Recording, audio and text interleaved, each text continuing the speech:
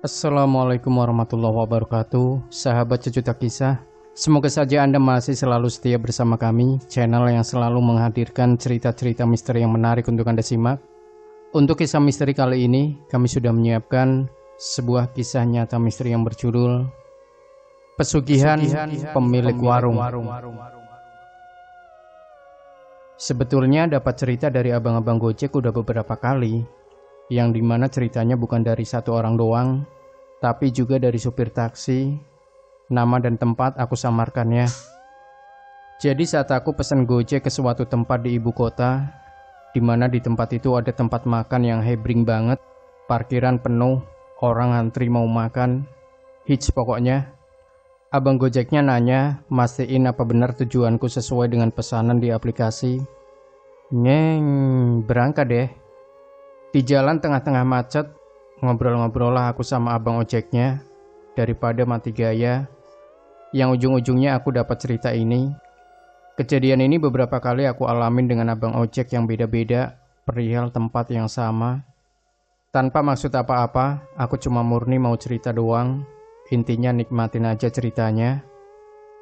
Jadi singkat cerita, si abang ojek itu curhat soal tempat makan yang hits ini, yang punya tetangganya. Si abang ojek ini tinggal di daerah penuh gang-gang sempit, daerahnya kelihatan kok kalau dari Shangri-La. Tetangganya si abang ojek ini dulu hidupnya susah. Warungnya awalnya cuma gerobak, kira-kira segede gerobak es dung-dung. Kok aku tahu?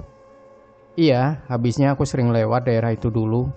Tetangganya abang ojek itu suami istri dengan 3 anak, istrinya dagang, suaminya kerja serabutan.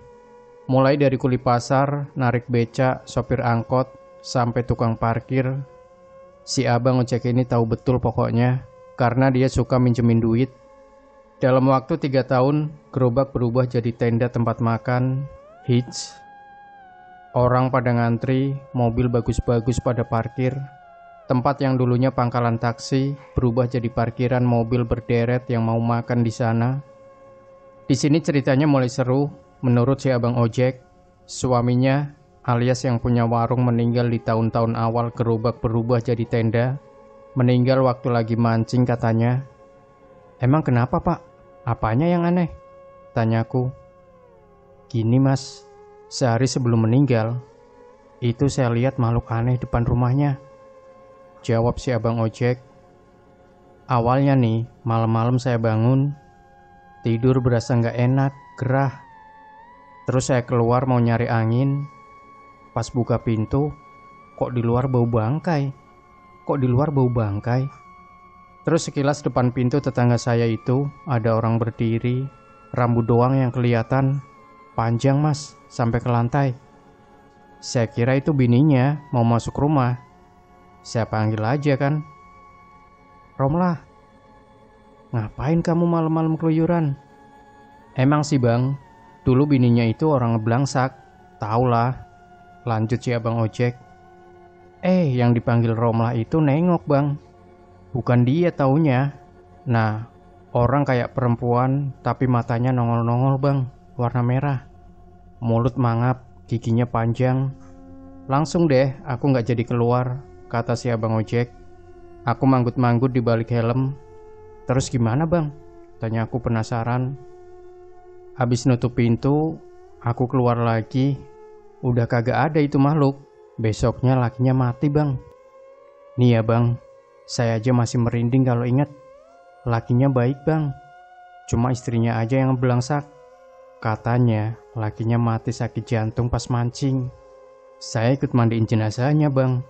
Pas dimandiin tuh darah keluar dari hidung. Terus lehernya biru bang, kayak habis dicekik. Yang mandiin pada diem aja, kagak nanya-nanya. Katanya sakit jantung, tapi kayak kecekik gitu bang. Lanjut si abang ojek. Terus nih bang, setahun kemudian, anaknya yang punya warung mati bang kecelakaan motor. Padahal lagi ngebonceng anaknya yang baru umur 3 tahun. Kalau anaknya sih nggak kenapa-kenapa. Bapaknya yang mati. Kagak wajar deh pokoknya. Orang cuma serempet mobil doang, motor kesenggol jatuh. Anaknya yang umur 3 tahun cuma lecet-lecet. Bapaknya mati. Cerita si abang ojek makin seru. Emang sudah jalannya kali bang, aku nimpalin. Kagak bang, si abang ojek gak mau kalah. Nih ya, dia itu bininya yang blangsak. Tiap berapa bulan balik kampung, tahu ngapain? Bukannya ngurusin anak cucu malah ditinggal. Saya tahu banget bang, orang saya tetangganya. Nah, tiap dia balik kampung tuh, warung nambah rame bang. Dengar-dengar sih nyipri. Dan kali ini aku tambahin cerita dari sumber yang lain, yaitu dari sopir taksi. Tapi ceritanya masih sama dengan warung yang tadi aku ceritain. Sekali waktu lewatlah aku naik taksi menembus kemacetan ibu kota yang berakhir stuck di dekat warung hits yang legendaris itu. Ngobrol-ngobrol lah sama si supir taksi ngalor ngidul sampai ke soal tempat makan yang barusan dilewatin. Oh, ini, kata supir taksinya sambil nunjuk ke tempat makan hits. Dulu mas saya mangkal di sini mas. Sekarang kagak ada taksi mangkal di situ. Diusirin buat parkiran mobil-mobil yang mau makan. Lanjut dia. Emang enak pak? Aku iseng nanya. Biasa aja. Kagak enak malah. Dulu kita biasa makan di situ aja gegara kepaksa. Murah sih. Ya tapi itu kagak enak. Lanjutnya lagi. Sekarang aja rame. Dulu mah kagak ada yang beli. Lagian ceritanya aneh-aneh mah di situ. Kata supir taksi. Cerita apaan pak? Iseng aku nanya. Pembicaraan ini sih emang dimulai karena aku selalu iseng nanya ngajak ngobrol. Makanya aku jadi tahu cerita tentang tempat makan hits itu. Dulu nih teman saya bawa satu keluarga habis makan dari situ. Ibunya, bapaknya, sama anaknya masih kecil. Nggak berapa lama taksi teman saya jalan. Anaknya penumpang yang masih kecil itu minta makan. Marahlah ibunya. Tadi kamu disuruh makan gak mau. Nangis sekarang minta makan. Gimana sih? Si ibu bete sama anaknya.